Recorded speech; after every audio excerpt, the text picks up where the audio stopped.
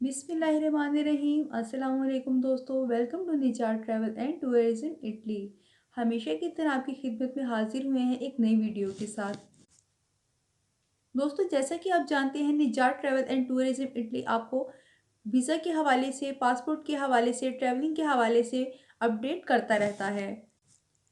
अगर आपको हमारी वीडियोस पसंद आती हैं तो आपसे रिक्वेस्ट है कि आप हमारे चैनल को लाइक, शेयर और सब्सक्राइब ज़रूर कीजिए। दोस्तों, जैसा कि हम आपको पहले भी अपनी वीडियो में बता चुके हैं कि दुबई ने पाकिस्तान समेत 11 ममालिक के लिए विजिट वीज़ा और वर्क वीज़ा के ऊपर पाबंदी लगा दी है।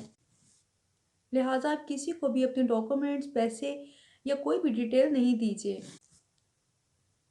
दोस्तों, अगर कोई आपसे कहता है कि वो आपको वर्क वीज़ा या विजिट वीज़ा अरेंज करवा के दे सकते हैं, तो आप ऐसे किसी भी शख्स पे ट्रस्ट मत कीजिए। अपने पैसे, अपने डॉक्यूमेंट्स कुछ भी ऐसा नहीं दीजिए कि जिसके बाद आपको परेशानी का सामना करना पड़े।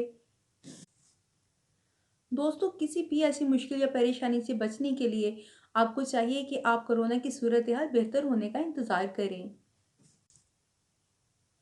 दोस्तों, इस वक्ती पाबंदी की वजह कोरोना वायरस है, लेकिन अगर देखा जाए तो इंडिया में पाकिस्तान की निस्बत कोरोना वायरस केसेस की तादाद तेज़ी से बढ़ रही है, लेकिन इंडिया के ऊपर इस वक्त कोई पाबंदी नहीं लगाई गई। और वीज़ा ओपन होने के बारे में भी हम आपको बता दें कि उन्होंने वीज़ा ओपन होने की कोई भी डेट फाइनल नहीं की है। उनका कहना है कि जब तक सूरत हाल बेहतर नहीं होती, हम वीज़ा ओपन नहीं कर सकते।